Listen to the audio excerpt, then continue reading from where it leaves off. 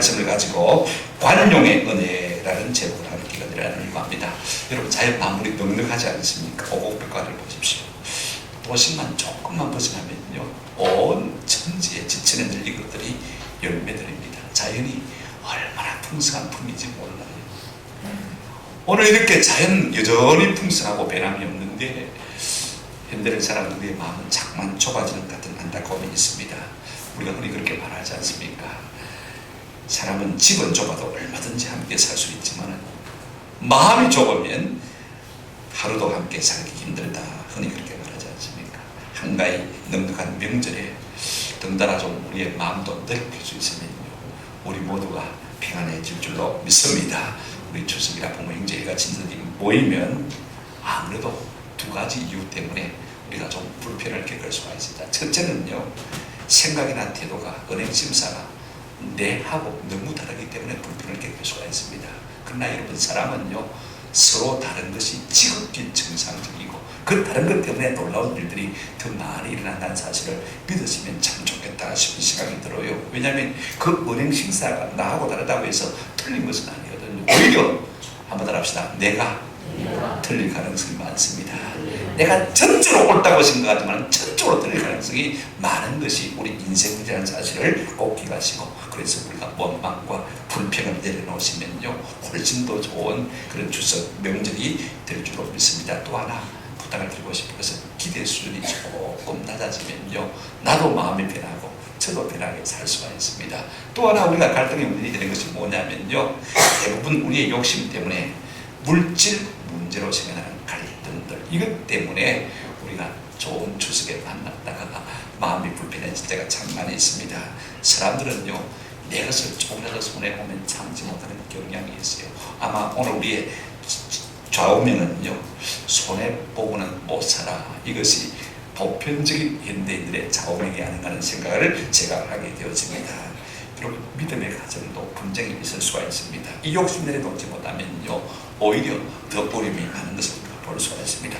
아브라함과 롯의 가정도 이런 위기를 지금 겪고 있는 것을 볼 수가 있습니다. 그런데 오늘 이 아브라함과 조카 롯의 가정에는요, 물질이 너무 없어서 생기는 문제가 아니고 오히려 하나님께서 많은 복을 주셨기 때문에 그것 때문에 생기는 문제인 것을 우리가 보게 되었습니다.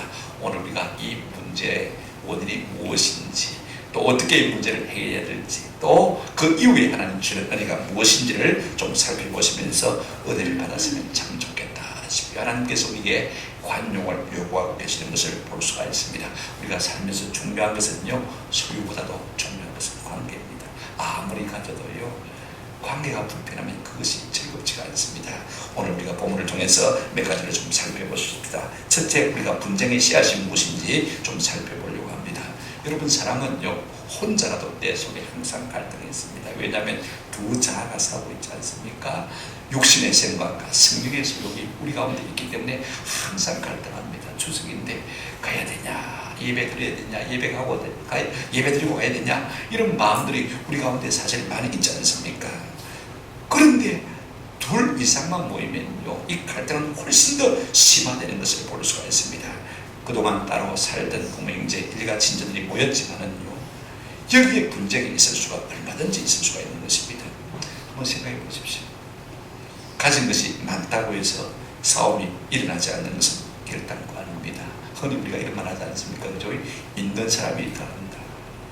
근데 안 믿는 사람들은요, 우리 믿는 사람 보고 말하는지 아세요? 한번 더 합시다. 믿는 사람이 더한다. 우리는 괜찮게 하는 줄 아는데 안 믿는 사람은 우리를 보고 믿는 사람이 더한다. 없는 사람은 있는 사람 보고 있는 사람이 더한다. 늘 그러지 않습니까? 아예 없으면 우리가 싸움이 없을까? 아닙니다. 없어도 여전히 싸움이 있는 것을 볼 수가 있습니다. 오늘 본문을 보게 되어지면요, 이 아브라함과 조카 롯 사이에 일어난 분쟁도요, 가진 것이 너무 많아서 일어나는 것을 볼 수가 있습니다. 2절, 아브라함에게 가축과 은과 금이 뭐였더라? 풍부했더라. 5절 보실까요? 아브라함의 일행 롯, 아브라함의 조카 롯도 양과 소와 장막이 있으므로 이렇게 말하고 있습니다. 6절 한번 같이 읽어보십시다. 시작. 그 땅이 그들이 동거하기에 넉넉하지 못하였으니 이는 그들의 소유가 많아서 동거할 수 없었습니다. 양떼와 소떼가 너무 많으니까 땅은 한정되어 있고요, 이 양떼와 소떼를 제대로 먹일 수가 없습니다. 땅은 좁으니까 말입니다. 항상 한계는 있지 않습니까? 재산이 늘어나고 사업이 잘 되면 어려움이 없고 갈등이 없을 것 같습니다만, 그러나 거기에도 갈등의 문제가 있는 것을 볼 수가 있습니다. 왜냐하면 인간의 용맹이라는 것은 끝이 없거든요. 언제 끝이 날까요? 얼마만큼만 더 가지면 우리가 끝이 날까요? 항상 사람들은 아무리 가져도 조금 덜하는 욕망이 있는 것을 볼 수가 있습니다. 그래서 어떤 현상이 생겨났습니까? 7절에 한번 보시면요, 그러므로 아브라함의 가축의 목자와 롯의 가축의 목자가 서로 다투고 또 가난한 사람과 브리스 사람도 그 땅에 거주하였는지라. 땅이 말입니다, 너무 약대가 소대가 많으니까 이제는 땅은 좁고 한정이 있으니까 서로 다투는 거예요. 그 다음에 그 땅에 아브라함과 조카로만 사는 것도 아니고 가난한 사람들, 원주민들이 여전히 거기에 살고 있는 것을 볼 수가 있습니다. 여럿이 어울려 함께 살려고 하다 보니까 말입니다, 분쟁이 생기는 것을 우리가 볼 수가 있지 않습니까? 그런데 여러분, 옛말에 이런 말이 있습니다. 아이 싸움, 뭐 싸움 된다고요? 어른 싸움 됩니다. 틀림이 없는 것 같아요. 제가 어릴 때 고향에서도 보니까 아이들이 싸우는데 나중에 대판 큰 어른 싸움이 되더라고요. 좀 전에 지금 싸우고 다투고 있어요. 그런데 여러분 어떻게 됩니까? 자칫 잘못하면 이것이 어른들로 번져와서 아람과 롯과 분쟁이 하면 일어날 수밖에 없는 그런 상황이 된 것을 우리가 볼 수가 있습니다. 결국 물질 문제 때문에 분쟁이 일어나는 것을 우리가 보게 되지 않습니까? 우리가 꼭 기억해야 될 것은요, 물질 문제는요 반드시 관계에 영향을 미치는 것을 볼 수가 있습니다. 이 물질이 좋은 관계를 만들 수 있지만 자칫 잘못하면 이 물질 때문에 관계가 깨어질 수 있음을 우리가 본문을 통해서 보게 되었습니다. 오늘 본문을 보시기 바랍니다. 야고보서 4장 1절 2절 보시면요, 너희 중에 싸움이 어디로부터, 다툼이 어디로부터 나느냐? 너희 지체 중에서 싸우는 정욕으로부터 나는 것이 아니냐. 2절, 너희가 욕심을 내어도 얻지 못하여 살인하며 시기하여도 능히 취하지 못함으로 다투고 싸우는도다. 너희가 얻지 못하면 구하지 아니하기 때문이요. 오늘 우리 사이에 분쟁과 갈등의 문제는 대부분 두 단어 때문에 나타나는 것을 볼 수가 있습니다. 첫째는 욕심이고 둘째는 기도하지 않기 때문에 나타난다라고 말하고 있습니다. 여러분, 이번 추석에 우리가 가서 부모 형제들과 친절을 만났을 때 참 평안하게 돌아오기를 원한다면요, 이 두 가지를 위해서 좀 기도하시기를 바랍니다. 하나님, 내 마음의 욕심을 버리게 도와주십시오. 내가 이 모든 관계를 위해서 좀 기도하게 해주십시오. 우리가 성숙한 인간관계를 위해서는요, 먼저 욕심을 버리고 또 이를 위해서 우리가 기도할 필요가 있는 것입니다. 그래서 저는 잠언서에 나오는 아굴의 기도를 여러분에게 좀 추천하고 싶은 생각이 많아요. 잠언 30장 7절부터 9절까지 보시면 아굴이 이렇게 기도하고 있습니다. 내가 두 가지 일을 주께 구하여 싸우니 내가 죽기 전에 내게 거절하지 마옵소서. 8절, 곧 헛된 것과 거짓말을 내게서 멀리하옵시며, 그 다음에 말이 참 중요합니다. 나를 가난하게도 마옵시고 부하게도 마옵시고 오직 필요한 양식으로 나를 먹이시옵소서. 그 이유가 나와 있습니다. 9절, 혹 내가 배불러서 하나님을 모른다. 여호와가 누구냐 할까 하오며 혹 내가 가난하여 도둑질하고 내 하나님의 이름을 욕되게 할까 두려워함이니이다. 우리가 조금만 잘 살면요 교만하게 되어지고 하나님을 내몰라라 하게 되어지고, 조금만 못 살면요 비굴하게 되어지고 또 거짓말하게 되는 일들이 얼마나 많습니까? 그러므로 우리가 이 물질 문제가 자칫 잘못하면 큰 갈등을 가져온다는 사실을 늘 깨닫고 우리 하나님 앞에서 두 가지를 위해서 기도하는 은혜가 있으면 좋겠어요. 하나님, 내 마음의 욕심을 좀 비우게 해주십시오. 좋은 관계를 가지게 도와주십시오. 이렇게 기도하는 은혜가 있으면 참 좋겠다 싶습니다. 다음에 우리가 물질에 대한 성경적인 바른 이해 관점을 가질 필요가 있습니다. 여러분, 성도는요 소유의 문제에 대해서 좀 성경적인 관점을 정확하게 가질 필요가 있습니다. 무조건 공산주의처럼 부자에게서 빼앗아서 억지로 공평하게 나눠주라, 이거 성경의 사상은 아닙니다. 무조건 복지만 좋은 것 아니에요. 아브라함 링컨이 이런 말을 했습니다. 부자를 가난하게 만든다고 해서, 그죠? 한번 따라합시다. 가난한 자가 부자가 되는 것은 아닙니다. 그 삶의 자세와 태도가 중요한 것이지, 부자의 것을 뺏어가 가난한 자에게 덤으로 준다고 할지라도요, 그 가난한 사람이 꼭 부자가 되는 것은 아니거든요. 먼저 중요한 것은 이것입니다. 성경은요, 그 어디에도 가난을 장려하지 않는다는 것입니다. 여러분, 두 가지 이유가 있을 수가 있습니다. 첫째는요, 가난은 게으름이나 죄로 인한 것이 그 원인이라고 우리에게 말해주고 있는 것을 볼 수가 있습니다. 물론 사회 구조가 잘못되어서 가난을 대물림할 수밖에 없는 그런 상황도 있습니다. 이것을 우리가 고쳐야 되겠지만은요, 그러나 우리가 부지런하고 우리 하나님 앞에서 죄를 버리고 순종하고 살면요, 하나님께서는 언젠가는 우리에게 물질의 복을 주실 수밖에 없는 것입니다. 그래서 저는 북한에 무조건 무상으로 공급하는 것도 조금 반대를 합니다. 그냥 전기를 공짜로 주겠다, 양식을 공짜로 주겠다, 받을 때는 좋지만은요, 계속해서 그 마음이요, 그냥 놀고 먹을 거는 마음이 참 강해질 수밖에 없는 거예요. 차라리 우리가 북한에 도로를 닦아주는 것이 훨씬 낫지 않습니까? 그죠? 남한에 있는 좋은 공사 장비 가지고, 북한에 있는 인력 가지고, 그죠? 월급 주가면서, 그러면 도로를 닦아주면 나는 통일 이후에도 통일 비용이 훨씬 더 절감되는 것을 볼 수가 있습니다. 그러면서 월급을 주면요, 그걸 가지고 양식 사먹고, 그러면서 조금씩 자원주의를 미리 학습할 수 있는 것입니다. 그것이 일선을 줬는데 그냥 공짜로 주는 것은 합당치 않다고 생각이 되죠. 또 하나, 성경은요, 가난을 장려하지 않는 만큼이나 양심 없는 부를 싫어하는 것도 우리가 꼭 기억할 필요가 있습니다. 다시 말하면 정당하지 못한 방법으로 돈을 버는 것을 정죄한다는 사실인 것입니다. 항상 인간의 탐욕이 문제가 되는 것이죠. 옛말에 이런 말이 있습니다. 눈물만큼 빨리 마르는 것도 없다. 무슨 말이냐면요, 사람들은 부자가 되면 가난했을 때 그 아픔, 슬픔, 그 슬픔, 그 눈물을 쉽게 잊어버린다는 것입니다. 그래서 가난할 때 그 고통을 다 잊어버리고 오직 돈만 사랑하는 길로 나가는 것이 인생이 되는 것입니다. 그래서 돈 자체가 나쁜 것은 아니지만 돈을 사랑하는 마음이 일만하게 뿌리가 된다 그랬습니다. 그러나 여러분, 성숙한 사람은요, 소유가 많아도 겸손하게 살 수밖에 없습니다. 미국의 강철한 앤드류 카네기는 1890년대부터 뭔가 마음의 은혜를 받고 자신을 베풀기 시작했습니다. 1918년 거의 한 30년을 죽을 때까지 그가 자선을 베풀었는데 자기 재산의 90%를 다 자선에 쓴 것을 볼 수가 있습니다. 나머지 10% 자기가 살고 자기 후손들에게 물려주었어요. 재산의 100%를 줬다고요? 90%. 이렇게 고상한 부자도 있을 수 있다는 사실을 우리가 삶을 통해서 보게 되어지는 것입니다. 살면서 소유보다 관계를 중요시하는 것, 이것이야말로 우리 삶의 큰 행복입니다.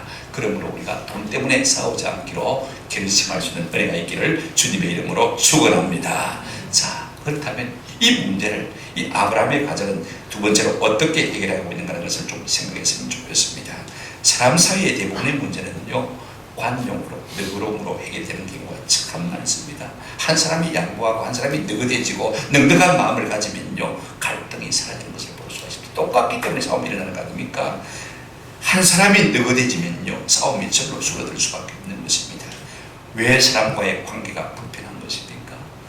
내가 손해볼 의지가 전혀 없기 때문에 문제와 갈등은 점점 커지는 것을 볼 수가 있습니다. 내가 손해보고자 딱 작정해버리면요, 그 순간부터 문제와 갈등은 다 사라지는 것을 볼 수가 있어요. 오늘 우리 속에는요, 나만 죽도록 위하라고 하는 이 자아가 도사리고 있는 것을 볼 수가 있습니다.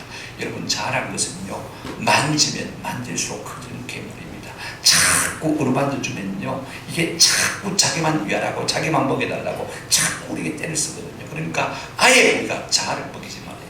우리 예수님께서 이렇게 말씀하셨습니다. 누구든지 아무든지 나를 따라오거든 자기를 마고요, 부정하고, 내 속에 있는 욕심들을 자꾸 부정하는 거예요. 나를 위하라고 하는 이 마음을 갖다가 자꾸 눌러드려요. 누구든지 나를 따라오거든 자기를 부인하고 자기 십자가를 지고 나를 따를 것이다. 여러분, 아브라함이 어떻게 이 갈등의 문제를 해결합니까? 먼저 다투지 않겠다는 사전 결정을 하는 것을 볼 수가 있습니다. 여러분, 8절에 한번 보시기 바랍니다. 아브라함이 이르시기를 이르되 우리는 한 친족이라 나나 너나 내 목자나 네 목자나 서로 마귀하지 말자, 다투게 하지 말자. 여러분과 성결정하면요, 행동 공개가 참 틀림없이 물질 문제로 말미암아 분쟁이 크게 일어날 터이니 우리가 다투지 않을 것을 전제로 하고 살자, 이 말을 하고 있는 것을 볼 수가 있습니다. 우리가 누굽니까? 친족 아닙니까? 옛날 분에게는 골육지친이라 이렇게 말하고 있는 것을 볼 수가 있습니다. 여러분, 이익을 봐도 누가 이익을 보는 것입니까? 형제가 이익을 보고, 손해를 보면 누가 손해를 보는 것입니까? 똑같은 형제가 손해를 보는 것입니까? 어떻게 되겠습니까?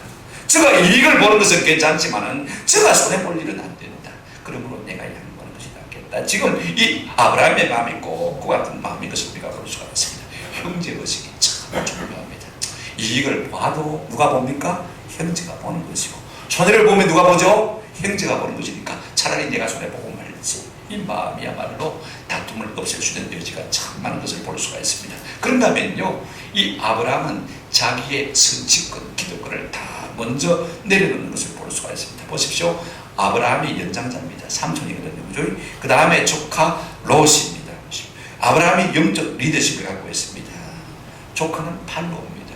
어부지로 아브라함 따라왔다가 아브라함과 버금가는 귀한 복을 받게 된 것을 우리가 볼 수가 있지 않습니까? 아브라함이요, 삼촌으로서 얼마든지 갈등의 문제가 생겨났을 때 조카 롯을 내칠 수가 있습니다. 그런데 그렇게 하지 아니합니다. 9절에 뭐라고 말합니까? 내 앞에 온 땅이 있지 아니하냐? 나를 떠나가라. 네가 좌하면 나는 우하고 네가 우하면 나는 좌하리라. 조카들아, 네가 좋은 땅을 먼저 선택하라. 그렇게 말씀하고 있는 것을 볼 수가 있습니다. 그래서 아브라함은요, 자기가 응당 누릴 수 있는 선지권을, 기득권을 다 내려놓는 것을 볼 수가 있습니다. 여러분, 관용이 무엇이죠? 너그러움이 무엇이죠? 힘이 있다고 내가 다 쓰지 않는 것이 관용인 것입니다. 내가 권이 있다고 해서 다 사용하지 않는 것입니다. 쉽게 말하면요, 내가 조금 손해를 보는 이것이 관용인 것입니다. 자, 여러분 보십시오. 이렇게 선지권을 양보한 순간 조카 롯이 어떤 땅을 선택하고 있습니까? 10절 11절 보시면요, 이에 롯이 눈을 들어 요단 지역을 바라본 적 소알까지 온 땅에 물이 넉넉하니 여호와께서 소돔과 고모라를 멸하시기 전이었으므로 여호와의 동산 같고, 그 다음에 뭐 같다고요? 애국 땅과 같았더라. 그러므로 롯이 요단 온 지역을 택하고 동으로 옮기니 그들이 서로 들한지라. 여러분, 아무리 삼촌이 네가 먼저 해라 그래도요, 우리 같으면 삼촌 때문에 부자가 되고 삼촌 때문에 하나님의 사랑을 받고 하나님의 은혜를 알았는데, 아이고 그래도 삼촌이 좋은 것 때까지 하죠. 내가 뭐 나머지 하면 되죠. 얼마든지 그죠?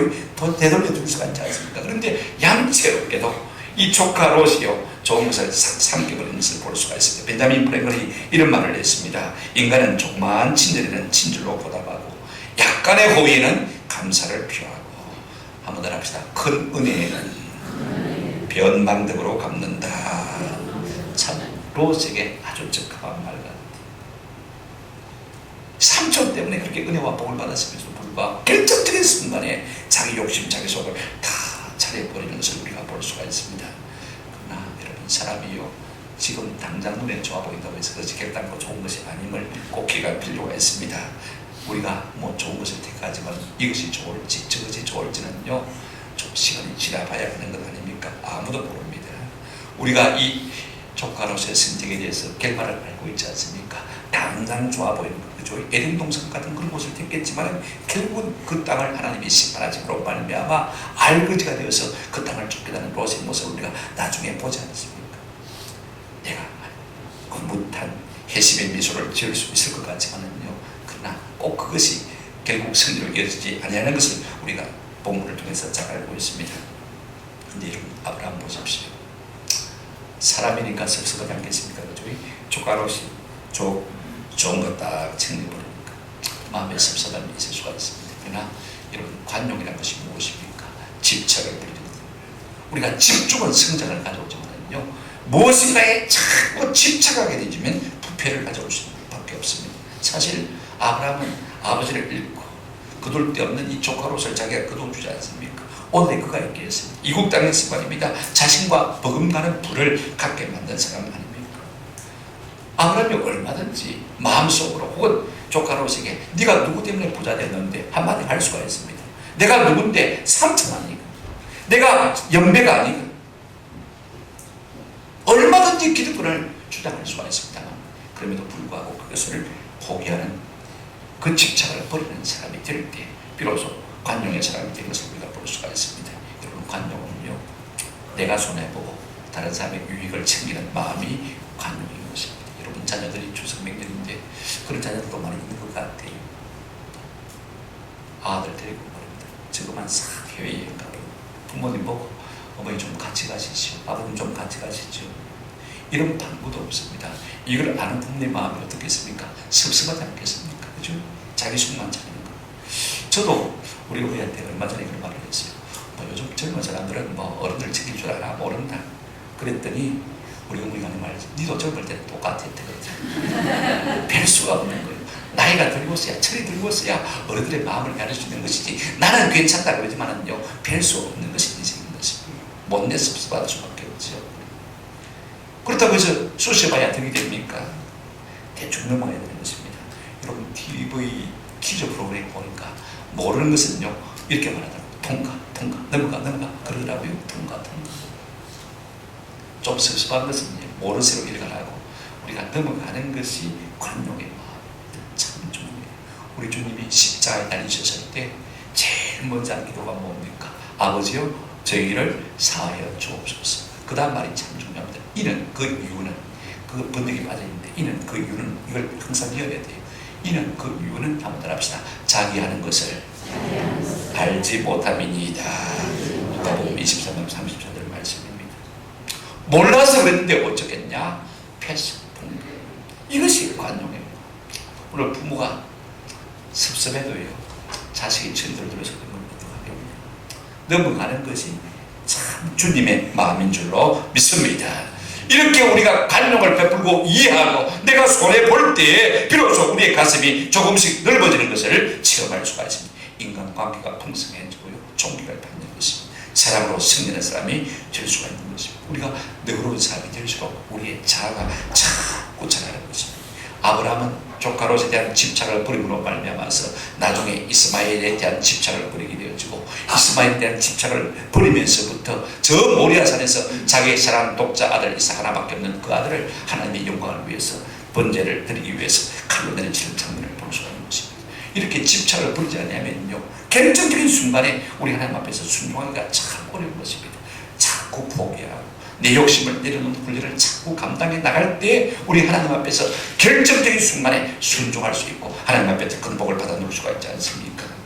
그렇다면 우리가 마지막으로 이 관용을 베풀었을 때 우리가 받아들이는 은혜가 무엇인가를 좀 살펴보았으면 참 좋겠다.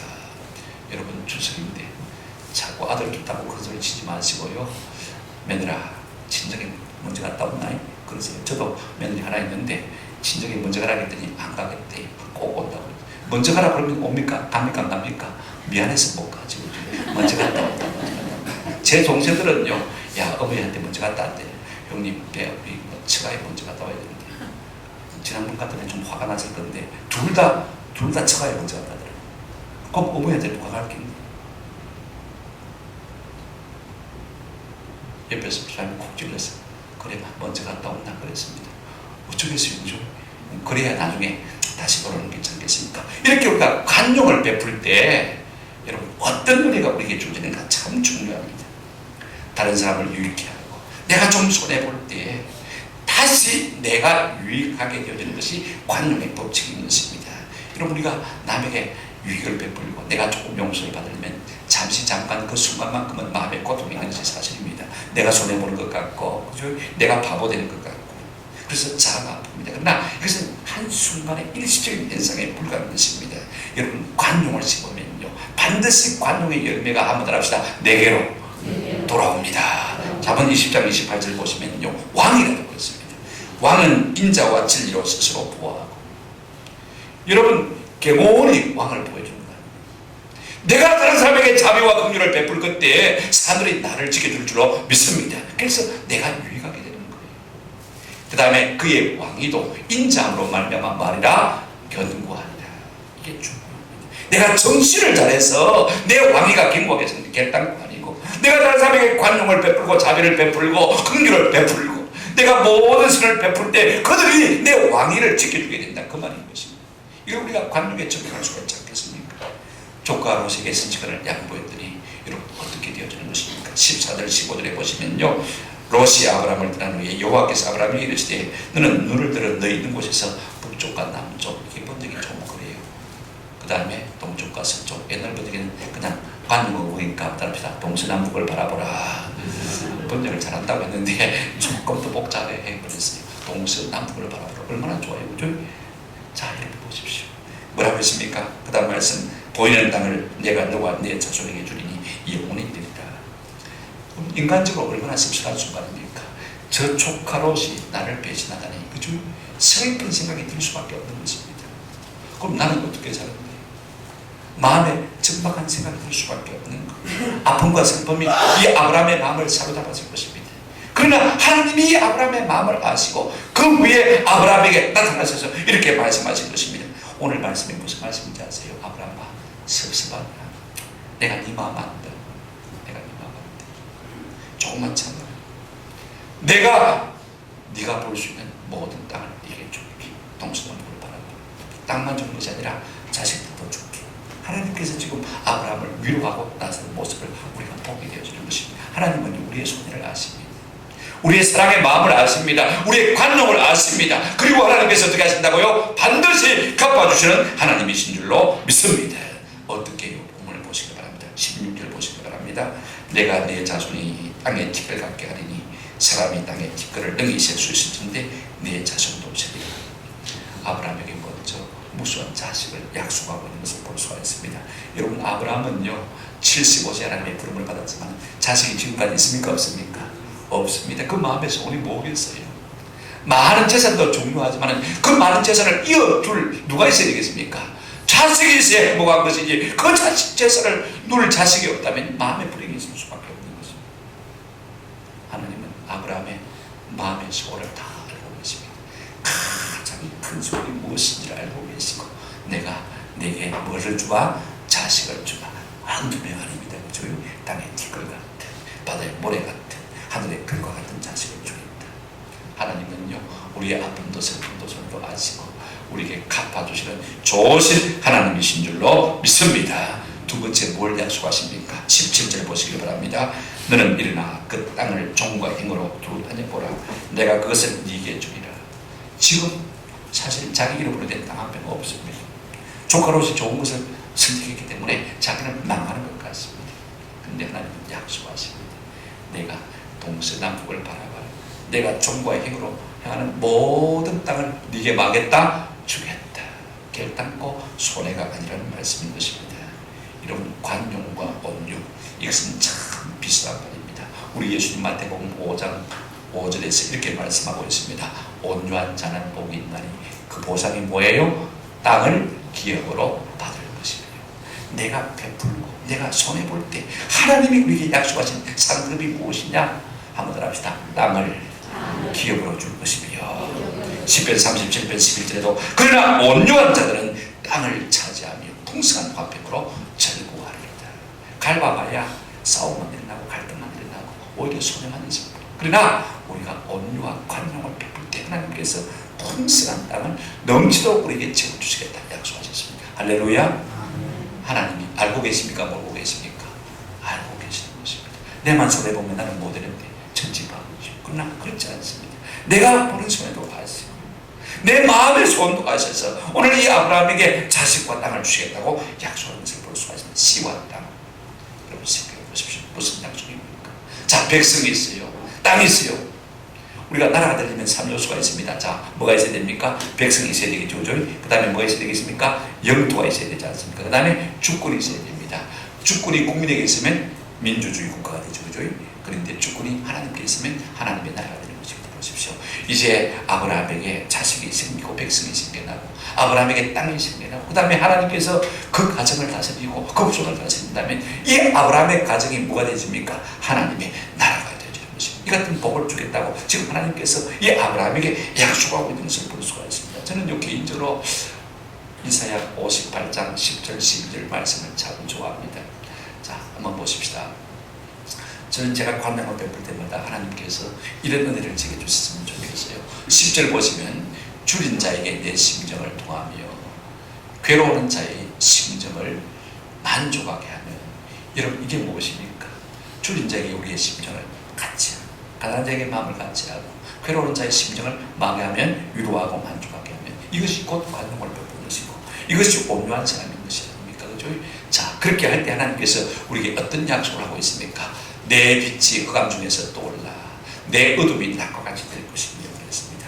아무 소망도 보이지 않는 사람이라 할지라도 그 어둠 가운데서 해와 같은 빛과 광명을 주시겠다. 그 다음에 10절 말씀, 11절 말씀 참 좋습니다. 같이 한번 읽겠습니다. 시작. 여호와가 너를 항상 인도하여 메마른 곳에서도 내 영혼을 만족하게 하며 내 뼈를 견고하게 하니 너는 물된 동산 같겠고 물이 끊어지지 않는 샘 같을 것이다. 제가 한때 어떤 분위기가 불어가지고 아우를 성산, 무성한 산이라 이렇게 지었습니다만 이 말씀을 읽을 때마다 바꿔는 생각이 참 많이 나요. 담원, 물된 동산, 그죠? 물가 담, 그 다음에 동산 원자 담. 이게 참 좋겠다. 여러분, 우리가 관용의 사람이 될 때, 온유한 사람이 될 때 하나님께서 물된 동산 같은 그와 같은 삶을 주시겠다고 약속하고 있는 것을 볼 수가 있습니다. 할렐루야. 물된 동산 같은 동산이라면 얼마나 좋겠어요. 12절 한번 같이 읽어보십시다. 자식들에게 어떤 은혜가 주어집니까? 내게서 날 자들이 오래 황폐된 곳들을 다시 말 것이며 세울 것이며 중건하고 재건한 사람이 될 것이며 너는 역대에 파괴된 기초를 쌓으리니 너를 일컬어 무너진 데를 보수하는 자. 오늘 이 땅에 허물가는 곳이 얼마나 많습니까? 그러나 하나님께서 우리가 관용의 사람이 될 때 이 허물어진 것들을 보수하는 사람이 되게 할 것이고, 그 다음에 길을 수축하여 거할 곳이 되게 하는 사람, 성을 쌓고 길을 여는 사람이 되게 할 놀라운 은혜를 주시겠다 약속하셨습니다. 역사의 주도권을 가지고 이 역사를 이끌어가는 사람이 되게 만들어 주시겠다. 할렐루야. 내가 손해보는 것 같지만 손해입니까? 손해 아닙니까? 손해 아니지 않습니까? 이 추석에 우리가 좀 관용을 베푸시길 바랍니다. 내가 조금 손해보시고, 물질적으로 조금 손해보시고, 자존심 조금 손해보시고, 내 기분 조금 손해보시고, 그죠? 그럴 때 하나님께서 더 좋은 것으로 갚아주시겠다. 여러분, 관용은요, 내가 씨앗을 뿌린 것과 똑같습니다. 내가 원든 원치 않든 반드시 좋은 열매를 거두게 될 줄로 믿습니다. 관용이 무엇입니까? 남의 유익을 위해서 내 유익을 잠시 유보하는 것입니다. 더 간단하게 말하면 내가 잠시 손해보는 것.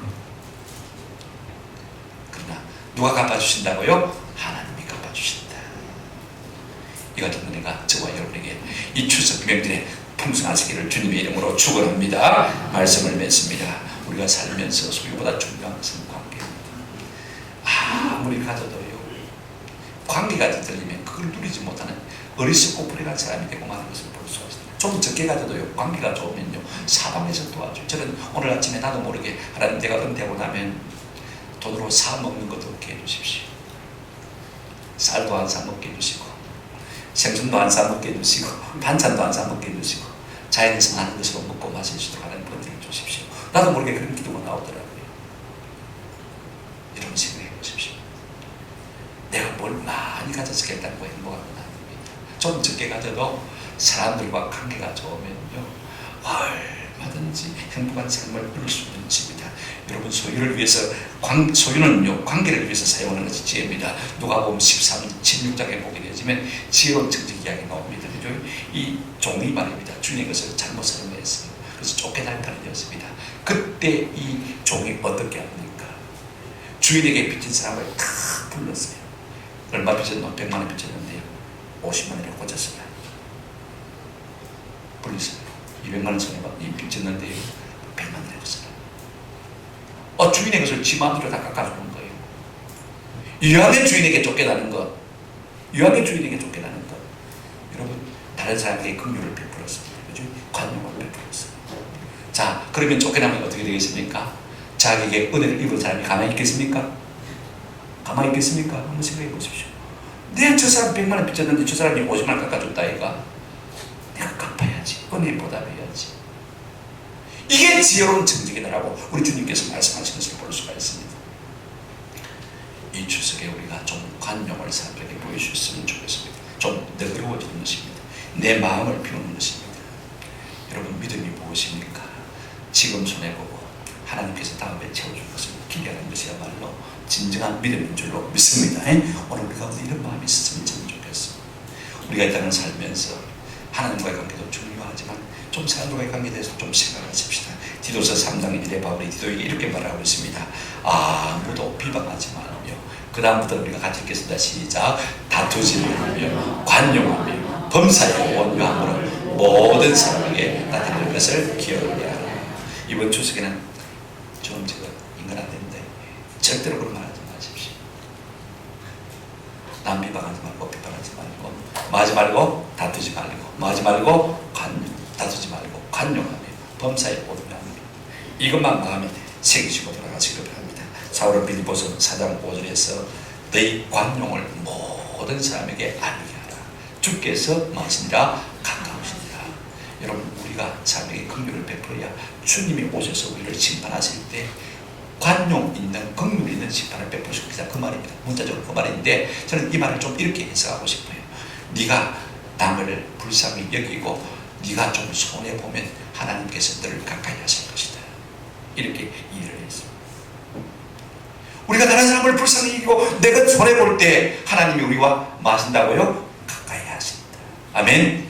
이 같은 은혜가 있었으면 좋겠습니다. 내가 손해보는 것 같지만 반드시 하나님께서 지켜주셨습니다. 여러분, 결국 관용은요, 품의 문제입니다. 아브라함이 이렇게 내가 사람이 되었더니 모든 거듭난 구속받은 백성들을 다 깨닫는 넓은 품의 사람의 소유자가 되어 있는 것을 우리가 볼 수가 있습니다. 누가복음 16장 22절 읽고 마치겠습니다. 이에 그 거지가 죽어 천사들에게 받들려 누구의 품에요? 아브라함의 품에 들어가고. 우리가 죽으면 제일 먼저 만날 사람이 누구냐? 제일 먼저 안길 품이 누구냐? 누구예요? 아브라함.